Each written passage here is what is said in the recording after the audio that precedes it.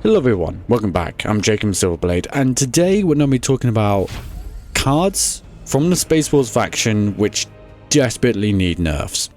If you've been living under a rock, the Space Wars have come out, and they came out flying. Literally, they had flying wolves. I don't know what to say.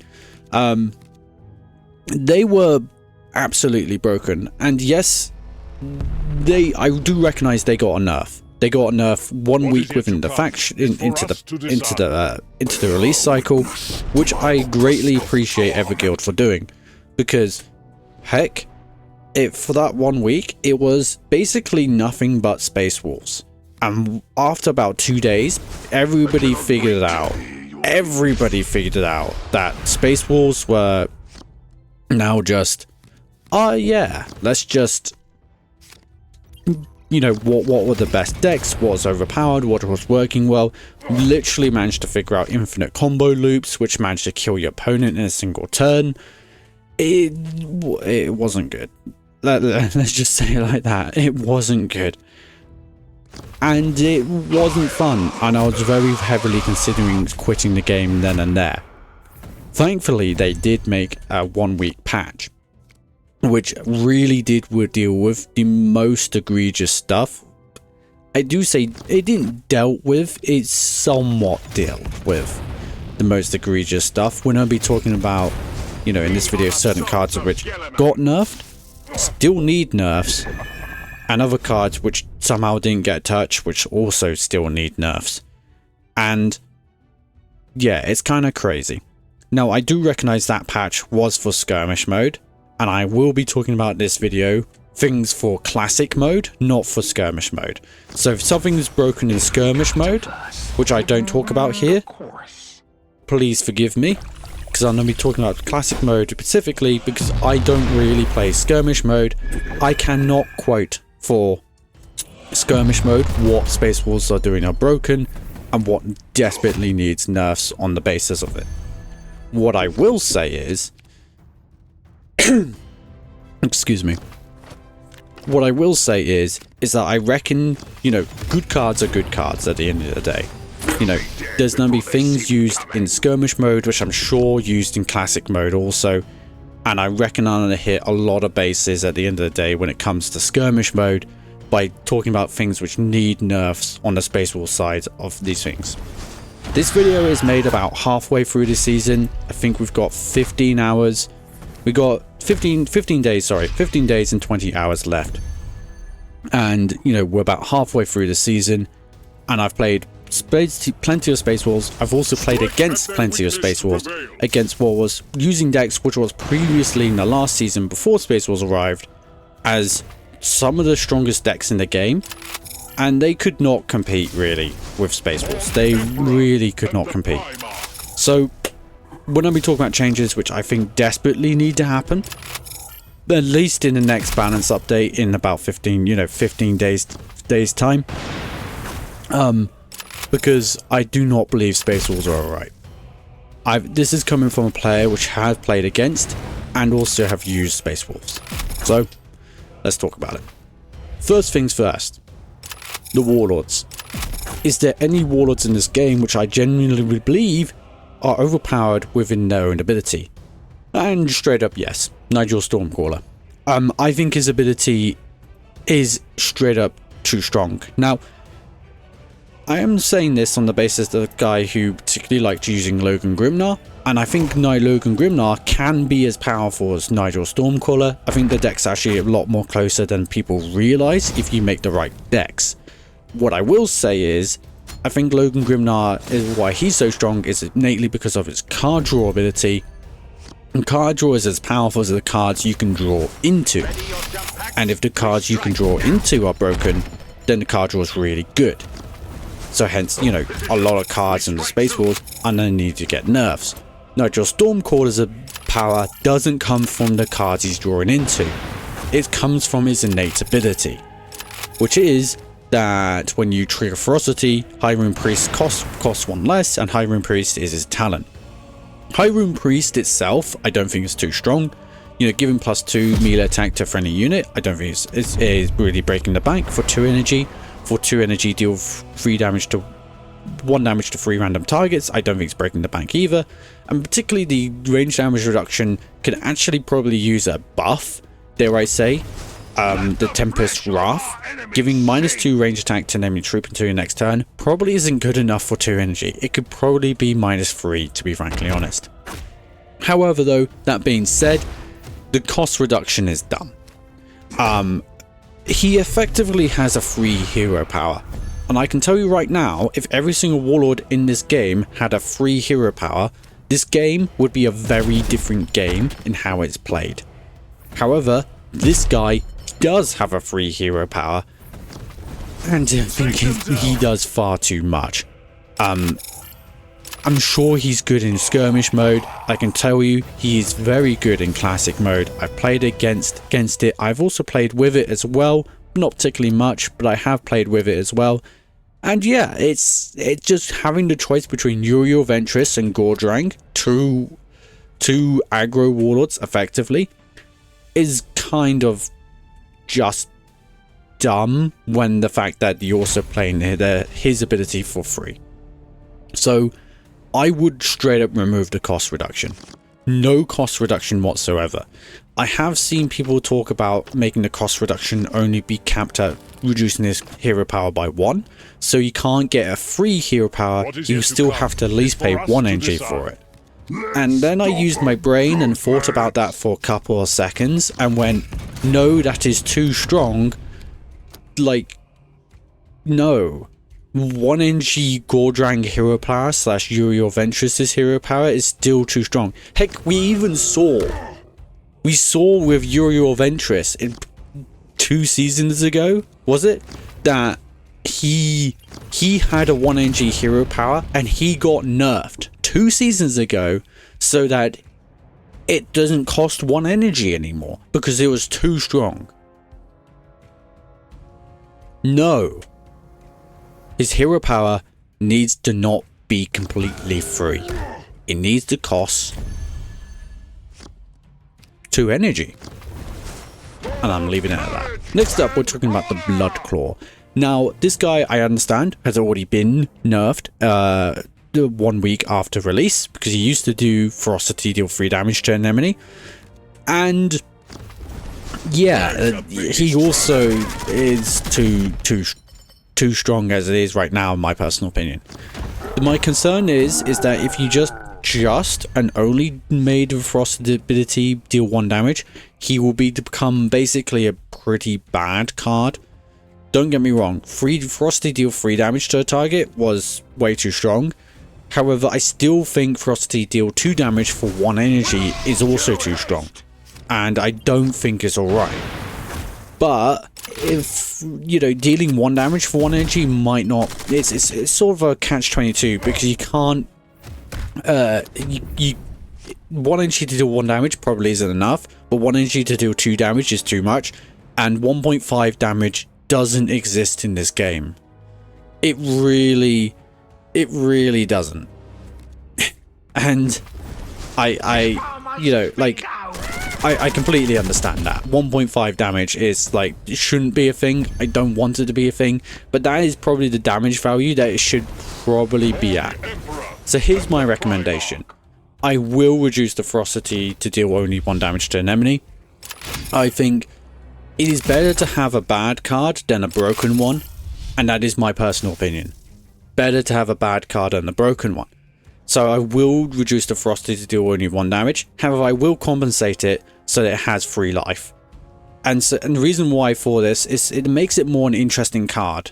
You know, you have to decide between using the Ferocity effect or using it as a tempo play to deal damage to face. I think that makes it quite interesting as a 1 energy card, and would give it more play than just, oh, Unga Bunga, deal 2 damage directly to the opponent's face, or maybe use it in an emergency situation to kill the opponent's troop. I think it will make it more interesting if you actually had to choose between tempo or like removal in this case, or aggro damage. So yeah, that's what I do with the Bloodclaw. Next up, we've got the Fenrisian Wolf. Now, this guy is also too strong, and I do think he's too strong within within itself, there's a card which is going to be coming up, which really does synergize with this card right now. But I think that card has its own problems and needs to be nerfed in different ways. However, I think within itself, just to be able to go, here is 6 energy worth of stats with the tie 2 mechanic, and you can use all of them with effectively flank. Let's not sugarcoat it. That ferocity is attack, effectively flank, because it doesn't have 0 range attacks. It can't attack flyers anyway. So effectively it has flank with tie 2, and is able to attack things for 9 damage, and potentially is able to get a copy back to your deck if you're lucky. Kind of crazy when you stack that on top of the hunt mark as well. Really bloody good. It just becomes such a sort of universal, sort of flexible card. You know, it's useful at 2 energy, it's useful at 4 energy, it's useful at 6 energy. And I don't think a 2 energy card should be able to just be that universal, where it's just amazing in basically every scenario. Except, you know, opponent having only flying troops. Outside of that, it just shouldn't be the case. So here's my proposed change. Keep it the same, except for it should only have tied 1. I think it having tied is a unique thing about it, in the sense I wanted to have some sort of tied mechanic, but I don't think it should be able to just be a 6 energy play and basically be an Angels or Death. I don't think that's alright. I think it should only have tied 1. Excuse me. I think it should have tied 1 so that you're able to use it to able to just kill some important things here, and then you have to figure out whatever else you have to use with your 2 energy remaining. I think that would be fair. Next up, we're going to be talking about the Grey Hunter Pack Leader. And yeah, this guy's buff ability is crazy.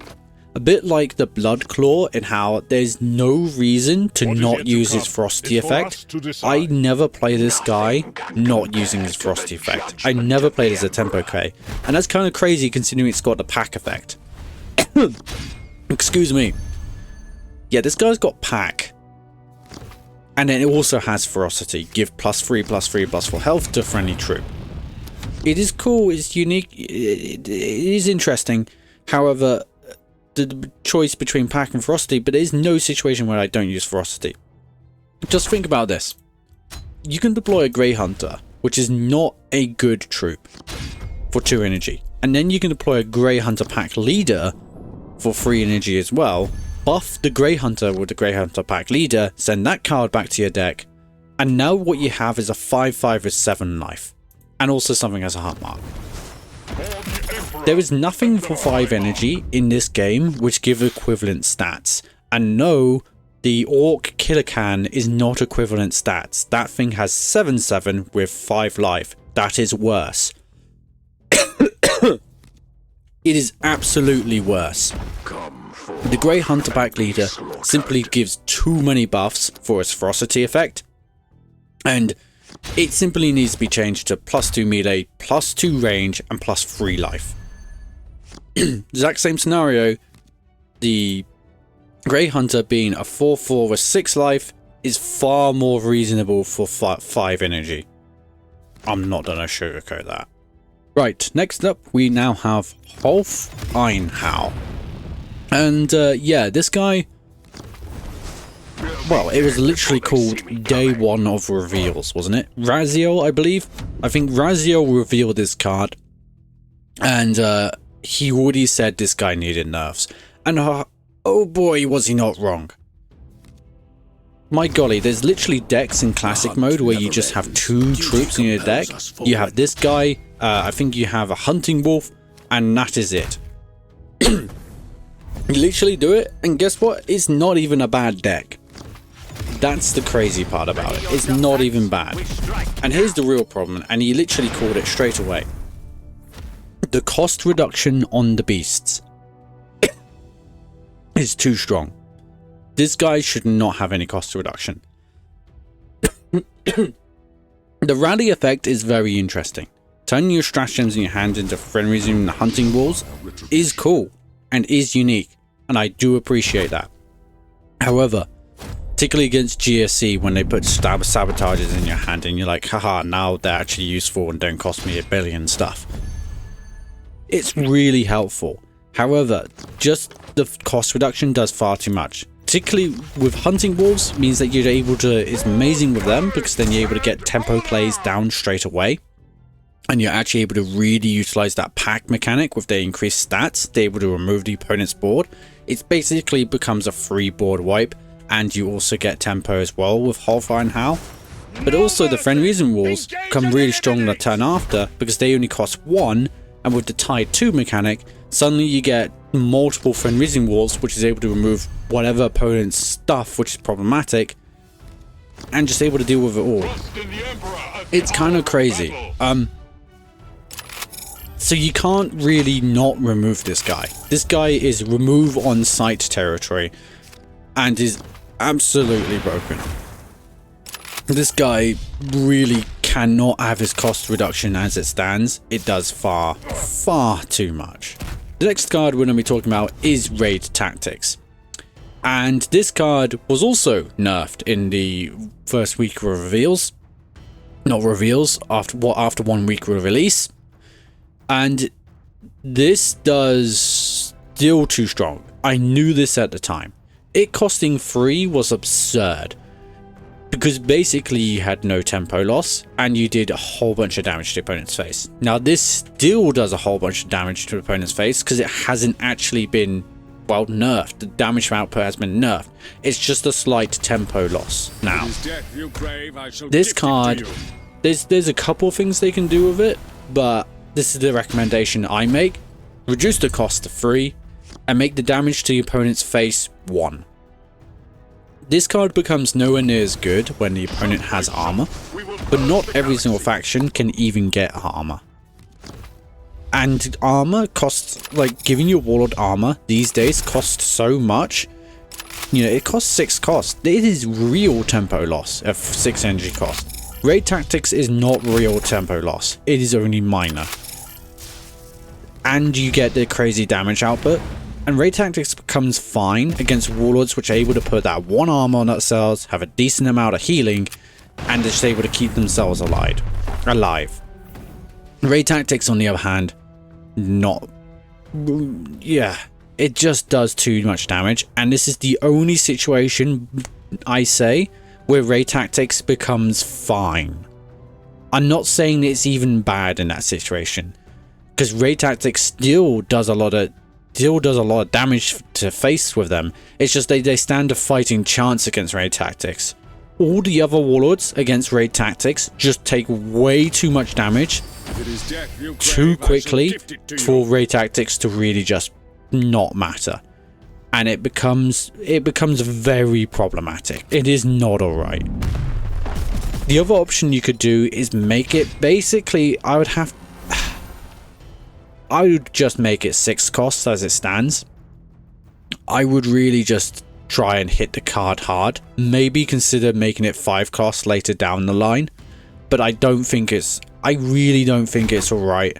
As it's definitely not alright as it stands. But I still won't really want to play against it, even if it costs 6. So, no. Raid Tactics really should cost 3 and only do 1 damage. That is my personal opinion. The next card we're going to be talking about is the Wulfen Pack Leader. The Wulfen Pack Leader did also receive nerfs beforehand. He used to do 5 damage to any target with his Ferocity ability, and he used to do 10 if there was no other friendly troops in play. You never use this guy for stats, which I absolutely hate. This guy is not a stats-based unit. I find this incredibly dumb. This is what I'm saying, like with all the other Frosty effects, and I think it basically goes for every single Frosty unit in the game. There is no reason not to use the Frosty effect. Hardly ever.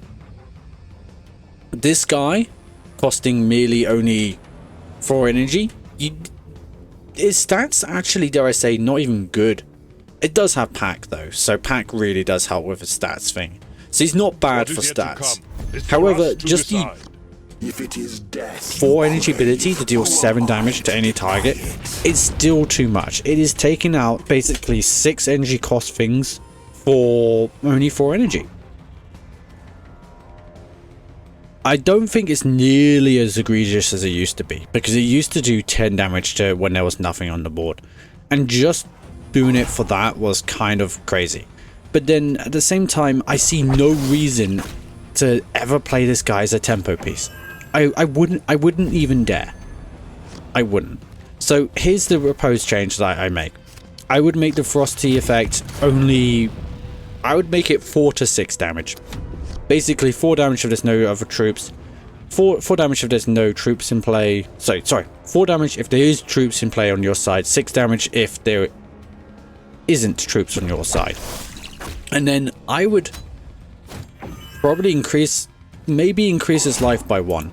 I understand the Wulfen has 5 life and 5 melee attack, whereas the Wulfen pack leader, this guy, you know, we don't want them to basically have the same stats card, but I would increase his health by like to 5 and maybe decrease his range to 2. Because really, like, this guy has in range attack, kind of crazy, but fine. I think that's what I would do. It makes it more not just an automatic frosty. And as I say, it's not as egregious as it used to be, but I still think it's causing too many problems in basically becoming the Space Wolf's pseudo hard removal. Instead of the actual hard removal being their hard removal, they've got this guy instead, which is their hard removal instead. And I think it does. I think it's just too good for its value, just being able to do 7 damage to any target. Right. Next card we're going to be talking about is the Fenrisian Drop Pod. I knew this straight away. The fact that this didn't get nerfed 1 week, part of the 1 week release, really dumb. Really dumb. Just looking at its base stats, it's flying, it's a 0-3 with 7 life and armor 1. Just base stats, that's what it does. And then the frosty effect to deploy 3 Grey Hunters, which I think is pretty cool that the Grey Hunters still get that hunt mark. I'm not against that, and it's it becoming a rally ability. I would not want that. But the fact that it gets to deploy 3 Grey Hunters, I don't know what to say. You just get 6 attack on both range and melee and 9 life worth of stats for 5 energy. It is not alright. You also basically get to deal 3 damage to your opponent's face and heal 3 to your Warlord. That's what it will end up becoming for playing this 5 energy play. So you get crazy stats tempo, you get healing, and you also get damage to your opponent's face. This is not an alright card. Not for 5 energy. Here's the proposed change I make. Decrease his health stats to 5. Because heck, as it is, just as a card, just the tempo space within itself. This guy's got flying's 3 range attack. Yes, that's not really the most dangerous, but the fact that it's got 7 life and also 1 armor just basically makes it near unkillable outside of hard removal. Like, the only thing I know which can deal with this card for its energy cost value is a tactical insight eradicator. And even then, you have to be attacking it with your Warlord to kill it. There is nothing else in the game which can actually properly deal with a Fenrisian Drop Pod, to my understanding, for equivalent energy cost value. And me saying equivalent is kind of harsh, because tactical insight basically gives you an extra energy. But I suppose it is, you know, it is what it is. We will purge the galaxy. Fenrisian Drop Pod does far too much. It needs to behave 5 hive with 1 armor. I'm not going to remove the armor. I think things with armor become interesting, particularly 1, because then they're vulnerable to armor removal. But I do think you can't just have armor and also all the life in the world. That is dumb. Second thing I'm going to say is that the tempo play from Ferocity, deploying 3 Grey Hunters, is also just dumb, and it needs to be changed to deploy 2 Grey Hunters instead. Just straight up, just deploy 2 Grey Hunters. The fact that it deploys 3 is not alright. It is way too much tempo play. You pretty much need a board wipe then and there just for 1 Fenrisian Drop Pod, let alone whatever else the Grey Hunters are doing. Sorry, the Space Wolves are doing. And then, yeah, just top that up with also just the hunt mark effects as well, it really just needs to be toned down. It is perfectly fine to get 4 life, 4 attack, 6 life worth of stats for 5 energy. And it's also going to be doing 2 damage to your opponent's face and heal 2 to your Warlord, effectively within time as well. Fenrisian Drop Pod is just not an alright card, and does need nerfs. Finally, we're going to be talking about one other card, which I will admit, I should have mentioned this right at the beginning, but I do not have every single legendary, and that is because I've not paid for the battle pass, which, you know, if anybody blames me for not paying for the battle pass, like, I think we can all agree that no one in this scenario can be blamed for not paying for the battle pass. Absolutely no one. If you paid for the battle pass, fine, you know, enjoy whatever you want, but it is overpriced. And so hence that's why I didn't do it. Now, Birth of the Saga as a 7 energy card, I think is also too much. If you build the right deck around it, even though I haven't tested it, and I will admit I haven't tested it myself, if you build the right deck around it, I don't see how this card doesn't do too much. There is going to be games, trust me, there's going to be games where somehow you pull all the expensive stuff from your opponent's deck and you only get like the cheapest stuff from your deck. So you get 3 4/4s and they somehow manage to get 3 7/7s. And then you're like, ah. But you can stack your deck in the right way. You can put in the Vindicators, you can put in Murderfang, you can put in Bjorn Fellhanded, you can put in the Venerable Dreadnoughts. Heck, you can even put in Land Raiders by that point. You know, you can put in the right stats. You can put in the Sons of Mordecai Eliminator with that snipe. Giving it flank, it doesn't need the hunt mark anymore. It's just got 7 attack and snipe. You know, you can put in whatever, right? And it's going to work. Majority of the time. You're looking at 90% of the time. Very rarely will it not. You really need to be facing it against an opponent which will really stack their deck towards the same thing. And basically the only decks in the game which actually do that are Dark Angel's Azrael Teleport, and then, well, another Birth of the Saga deck. And I still don't think you're going to be a bad situation on average playing a Birth of the Saga because of the flank bonus, because of the armor that you're going to give to your troops when you do that. Here's my proposed change. Increases cost by 1. I think it should still do its unique thing. I really appreciate that it does have a unique effect. I really think it's cool, a cool card with a cool mechanic. I simply just don't think it's been play tested in any sort of capacity to see whether it's oppressive or not. And I think it does too much value for its cost. So I think its cost needs to just go up. And I don't think it's alright for 7 energy. I think it should be a little bit late in the game so that those tempo plays beforehand, before you face 2 Land Raiders and Bjorn the Fell-Handed with all her flank and armor and just shooting you down into bits. Before suddenly that happens, you know, you have a little bit more tempo play, which sort of makes the Land Raiders go, oh snap, that could just be a problem.